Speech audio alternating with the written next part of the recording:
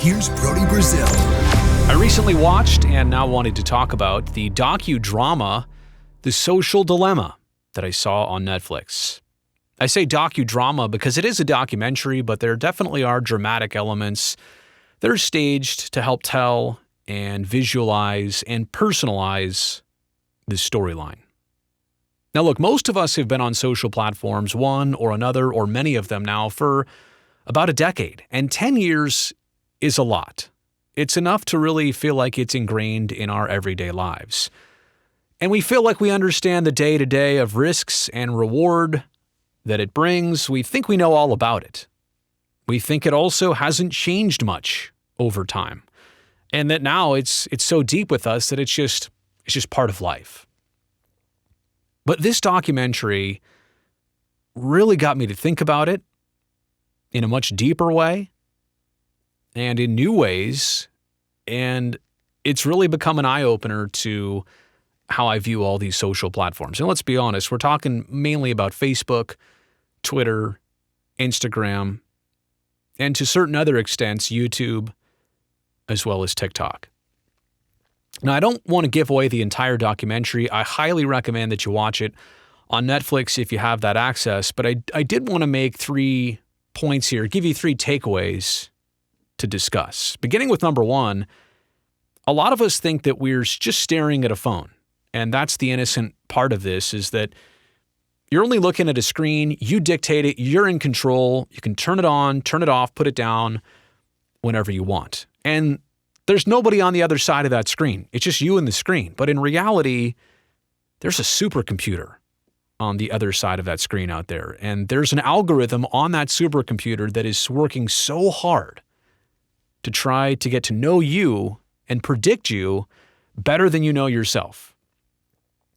And these companies, with their algorithms and with their supercomputers, they want to serve you up something that is provocative enough to keep you coming back for more. And when I say provocative, that doesn't mean it's good or bad news or good for you or bad for you. It can be one or both or all of the above. It can be real or it can also be fake. But as long as it's provocative enough for you to come back, that social platform has done its job.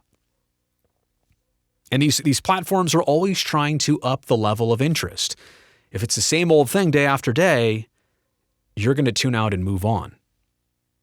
So they have to find the way to be relevant. And again, there's so much more going on behind this screen than you just looking at it. It's not just as simple as that, no matter how much it feels that way.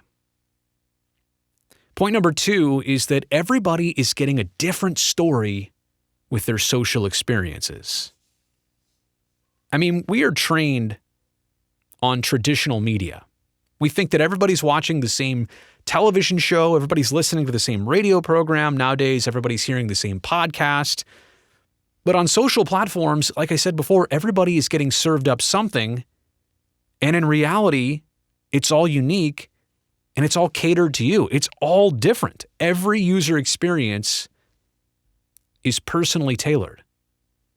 It's things that, again, you want to hear or that are going to get your interest. Think about that for just a second. You're not all getting the same story via social media. And this isn't good because certain people are fueled by what they see here. They are inspired by what they see here.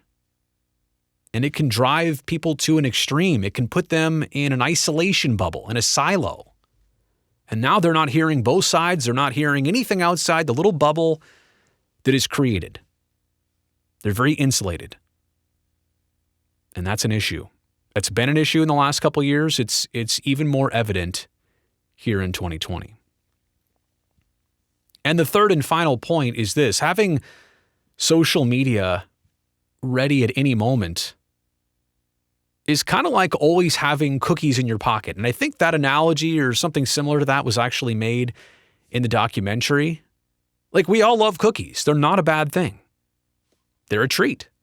But if you always have cookies in your pocket, how many of us really have the ability to enjoy them in moderation as opposed to every 4 minutes picking up your phone?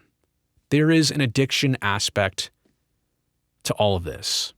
And I'm not suggesting we get rid of cookies. I'm not suggesting we get rid of these social platforms. A lot of people do find, though, that they delete these apps off their phone, and for whatever reason, they feel better about themselves, or they like the new rhythms and routines they've created.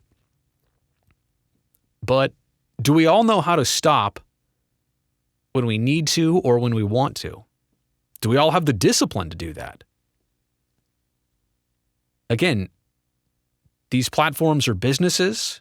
They want you to keep coming back for more. They want you to interact and react and like and comment and subscribe and share. That's what they want. That's how they grow. And they're not doing that if your phone is not in your hands or your laptop is not constantly open. So again, moderation. How do we create and sustain moderation?